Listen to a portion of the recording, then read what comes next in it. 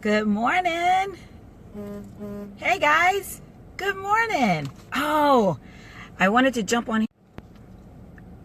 Hey, all right, so I hit the wrong button, and that's why it paused for a second. Good morning. Good morning. Okay, I got to figure out how to talk, how to move my phone without pushing any buttons that I don't want to push. And yeah, okay, I hope you guys can see me okay. Good morning, good morning. Oh, I hope this internet connection is great. I'm at my church already, because remember I was telling you guys I had a few minutes, like 30 minutes before I have to be at work after I drop Parker off. And so I'm sitting at my church this morning, and we're in the middle of construction. If you guys ever have logged on to our rolcc.tv and looked at our stream, you'll see that we're in the middle of construction. And so today we get to wear jeans and t-shirts. So that's why I'm in my t-shirt going to work today. I'm so excited.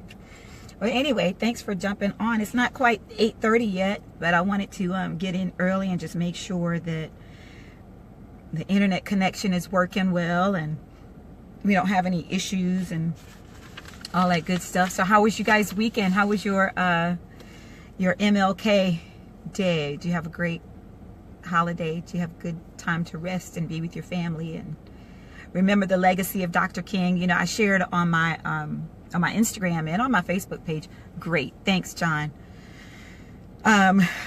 Just remembering about my mom, my mother, she, my day, how is your day, morning going? My morning's going good. Thanks. My sweater, I got it from, hey, Anthony, I'm going to see you in a few minutes. I got this from Rue 21. Thanks. But my mom, she was, she had an opportunity to work with Dr. King, like back in the 50s, early 60s, maybe. Hey, Miss Linda, up in New York. And she, you know, just took so much of that experience and brought it down south. And man, she was such an advocate for so many people. And so just reflecting on her legacy and reflecting on Dr. King's legacy just reminded me of something that she spoke to me in a dream, really.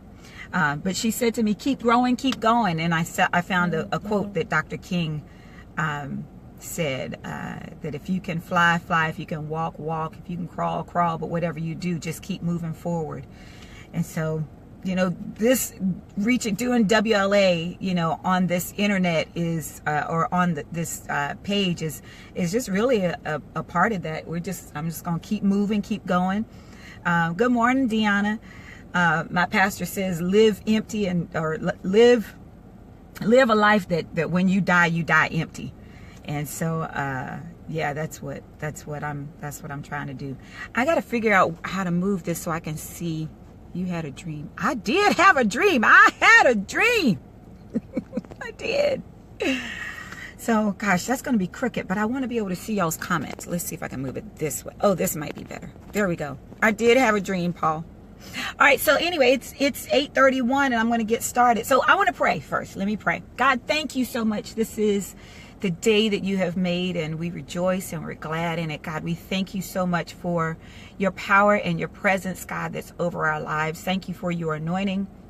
Thank you, Lord, for just being our God and for being the Lord of our lives. We thank you, and we just pray for this time this morning, Father. I pray that that every worship leader that is going to be on this stream, and every worship leader or every person that watches this video, Lord God, that they are blessed, that they are able to take something away from this time that we have and implement it and cause it to bring glory to your name. We just thank you for it in Jesus' name.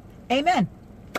So one of my leads are on my Worship Leaders Association page. I think that might be Emilia. Good morning, because she's logged in there. So anyway, I want to know though, how many of you have a desire to grow your team? You have a desire to grow your team. You know, I have people that I ask, you know, what are some things that I can do to recruit for my choir. And so today is what I'm talking about. Hey, Jay. Oh, gotcha. Got it. But today what I'm going to talk about, it's going to have an indirect effect on how you, hey, D. It's going to have an indirect effect on how you grow your team. And because people want to be a part of something that has order, and they want to be a part of something that has structure. And, you have to make sure, well, let me give you like the analogy of a tree. If you were growing a tree, a lot of times we'll be in new neighborhoods and new subdivisions, or you'll plant a tree, but when it gets to a certain point, you have to bind it together by a stick, right? They take a rope and they tie that stick around. They tie the tree around the stick with a rope to give it some structure and some order, to show it the direction that it's supposed to grow. And so the same way with our teams, that if we want it to grow strong, we have to make sure that it has a good root system, a good foundation, but we have to make sure also that there is structure and order, and that there are expectations set in place for this team to grow. Good morning, Carmelo. I'm glad to see you here. So today I want to talk about leadership, and not leadership as in your pastors, which we'll talk about that later, your relationship with your pastors. But I'm talking about leadership within your team. Leadership within your team. A lot of times we if you are a music director or a worship leader, good morning, Miss Linda, you don't realize that, but you want to have a structure, or you want to have a team that surrounds you, that can help bring order to your music department, to your fine arts ministry, because order and structure will promote growth. I think about the story of Moses, that at one point he was judging all the people, he was judging all the Israelites, and he was wearing himself out. And so it came to a point where his father-in-law said, if you don't get some help, you're going to kill yourself, And so I reference that because as worship leaders, and it doesn't matter what size your team is, you can have 5 people on your team, you can have 20 people, you can have 150 people. But you need some good, hey, good morning, Brian. I got your message and I'm going to call you. Okay. But whatever the size of your team is that you're leading, you want to have some leadership or some people around you that can help you bring to pass the vision that God has given you for your team. Okay. And again, like I said, this works for the entire either music teams. Good morning, Seth. Music teams. It works for dance team. The entire fine arts ministry. Okay. So let me just get started right here at the top. And pardon my analness, but this has helped me be, have my creative side, and then have my organizational structure side. Good morning, Sharita. I'm glad you're watching this morning. So the first area of ministry, or not area of ministry, but, well, let me backtrack because I have my notes here in my wrong place. But the reason why you want to have this leadership in place, worship leaders, music directors, music pastors, dance team leaders, we have lots of responsibilities. So throughout the week, we have to prepare set lists. We have to, first of all, make sure that our prayer life is right? Yeah, absolutely. They have to be anointed, have the power and the presence of God on their lives. Absolutely. But we have the different responsibilities that we have throughout the week. Preparing set lists, running rehearsals, communicating with the team. We have to stay in communication with our pastor. We have to make sure that we are prepared for special services. Right now you should be thinking about what you're going to do for your Easter celebrations. Just different things that are going on throughout the year. So with those just weekly and monthly responsibilities that you have, then you also have your day of service responsibilities. Some people have to set up sound. Some people have to, run your sound check. You have to make sure that everyone is in place. If someone's running late, you want to call and find out, are they coming? So this leadership that surrounds you will help you just run a more smooth and more effective ministry. Okay. Some of the expectations though for your leadership, you want to make sure, for me, and again, these are just suggestions. Okay.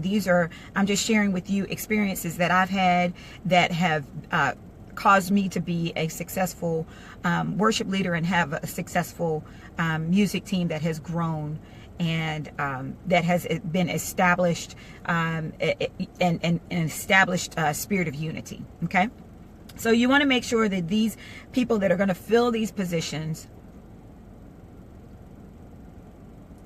Yeah, Jay, we're going to have to, that's going to be definitely a different topic, but you absolutely have to have the power and the presence of God on your life to be an effective worship leader. There's a difference between just being a good singer, but you got to have, your worship leader needs to have a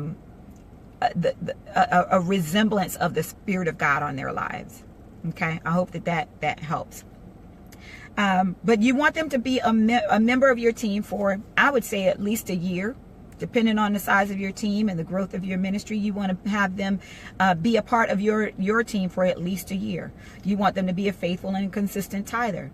You want them to be an example to those that are around you. You want them to have the heartbeat of the ministry at large and have the heartbeat of you, have your heartbeat as well. Because these people, you all represent your pastor as a whole. You all, what up, Rob Wright? You all represent the vision of the house, the vision of the ministry at large. But then the people that are surrounding you, they have to have your heart, and they have to have your heartbeat and be able to be a representation of who you are. Okay, so you want them to also have a good name, that they don't sow discord among your team.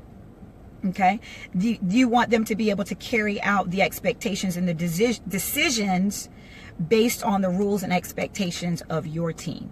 Okay, their responsibility is to make your job successful by relieving you of some of your everyday responsibilities. All right, so let me get on into expanding upon each position, or I'm just going to talk about 3 of the positions within this leadership role or leadership council that's surrounding you as a worship leader. Okay, all right. So the first leader, or the first role, is president. Okay, CEO. That's your first person, is the president, the CEO of your music ministry corporation. Okay, president, CEO would be your pastor, because he oversees everything. He is ultimately responsible for your ministry. Your pastor is the president and the CEO of your music ministry. It's not your team. It's not your choir. That choir is set in place, that band is set in place to help bring to pass the vision that God has given your pastor for that ministry. He is the CEO. Okay? All right. Then you have the COO, the Chief Operating Officer, the Vice President, if you will. I know, John. Me too. Listen. You are the COO. You are the vice president, because your pastor's not going to run your rehearsals. He's not going to choose the song list. He's not going to oversee the team. That's what your job is. So he gives the instructions, he gives the vision, and then you take that vision and that instruction and you filter it down to your team. So your pastor is the president and you are the vice president. Okay. As it relates, again, I'm just talking about your music team, your music fine arts department. Okay. Doesn't matter what size of the team it is. Okay. Your voice as vice president should sound like the voice of your pastor. Your decisions and expectations that you set in place for your team should sound like that of your pastor. Now, again, this is all in balance, right? I'm not talking about setting your pastor up on a pedestal. I'm not talking about that. I'm just talking about responsibilities. Okay. But your voice should sound like that of your pastor. Whatever decisions that you make should be just like your pastor was making that decision. So you want to make sure that you, first of all, have the heart of your pastor, right? And that you are able to filter that down to your team as the vice president. Okay. Second person, and I'm just kind of giving little snippets here. The second person, after your president and vice president, is a team captain. This person kind of acts as like a section leader. So team captains are responsible for people in each section. So you would have a soprano team captain, an alto team captain, or a tenor team captain. Okay. And again, these are just ideas. You take them and you change it, make it work how you need to make it work within your team. Now, if you have a smaller team, I'm going to give you a different way of how we do this. Okay, how I do it at the River. But so you can have a team captain for soprano, alto, and tenor. They have the responsibility of communicating with your team leaders, which I'll tell you about them in a second. Information that needs to be filtered out to the rest of the team. The team captain works as a liaison between the vice president and the choir. Okay. Now this example I'm giving you based upon huge numbers of people, right? When I first created this, I was leading worship at Faith World, was leading a choir of about 150 people. Okay. The principles don't change because now I'm leading a choir of about 30 people. Okay. So now instead of having section leaders, I have team captains. I have one choir captain. Okay, we have one choir captain, and we have a sergeant of arms, which I'll talk to you about that next week. But my choir captain, she's responsible for filtrating and communicating and making sure that the choir as a whole has specific information, just following up and making sure that she's reiterating the information that's been given to us, and making sure that they understand their expectations, attendance, attire, special dates that are coming up. We have a Facebook group, so she'll oftentimes update the Facebook group and things like that. Hi, Anthony. Anthony is actually our vice president. I just rolled the window down because he just pulled up beside me. Do you want to come put your head in and say hi? Are you watching still? I'm watching. You're watching? Just poke your head in and say hi. You're fine. Oh, he's a couple seconds behind. Anyway, so Anthony is actually our vice president, and I am working alongside him, right? Oh, now he's coming because he's a few minutes behind. Hey, everybody. I just got that you want to come and say hi. Yes, Yeah. I'll come. So you're a couple minutes behind. Yes, I'm a second behind. Got it. Okay, I'll see you in a minute. Bye. So very cool. I'm gonna backtrack a minute. How Anthony and how our relationship works is our pastor communicates with Anthony about everything with fine arts, music, everything. And then with me, I'm responsible solely for the music, solely for the choir, band. That's my responsibility. We have someone else who's over our dance team ministry. So yeah.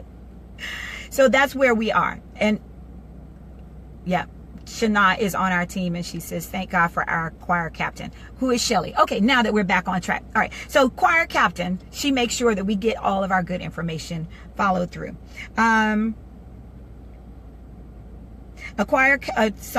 Team captain, who is over your individual sections, can also make sure that the section as a whole is singing the correct parts. So if you have a team's captain who is also advanced musically, put them in that responsibility of checking and making sure that everyone is singing their correct parts during rehearsal. Because, when we're running rehearsal, we're hearing everything. So sometimes we may miss a person who's missing a note. So put that team captain in a place where they can hear the notes of the entire section and say, oh, can we run back through that one more time? The sopranos need that. Okay. All right. So that's team captain. Team leaders. The team leader is a person who really is like the glue for each section. So, you know, when I was at Faith World, the sections themselves were like 30, 40 people as a whole. Okay. So the soprano section had a team captain, and then they had team leaders within the section. And the team leaders had small groups of people, like 3, 4, 5 groups of people that they were responsible for. And then the team captain was responsible for the whole 30 members of the group. Okay. So they keep up with the individual relationship within the team itself. And, you know, again, going back to the very beginning, people want to be a part of something that has order and structure. We have so much chaos and craziness is going on in our world now that, you know, to come and be a part of something that has no order and no structure, I mean, we can do bad all by ourselves. You know what I mean? Like, you don't need to come and be a part of something that has this kind of just like a 12-headed monster, right? So again, these are just ideas and principles and you know, suggestions to put in place to help bring order and structure to your team. And this will, you know, as a result, promote growth. It'll promote unity. It'll boost the morale of your team, and people will be drawn to that. People will want to be a part of it. Okay. So anyway, I just wanted to give you just 3 roles of leadership that you as a worship leader, you as a music director, can have to help you fulfill and complete the assignment that God has for you at your specific church. Okay. Does anyone have any questions? I thank you for watching this morning. It's about 10 minutes to 9, and so I'm going to have to start wrapping up so I can get inside. But I'm going to do this every week, every Tuesday morning at 8:30.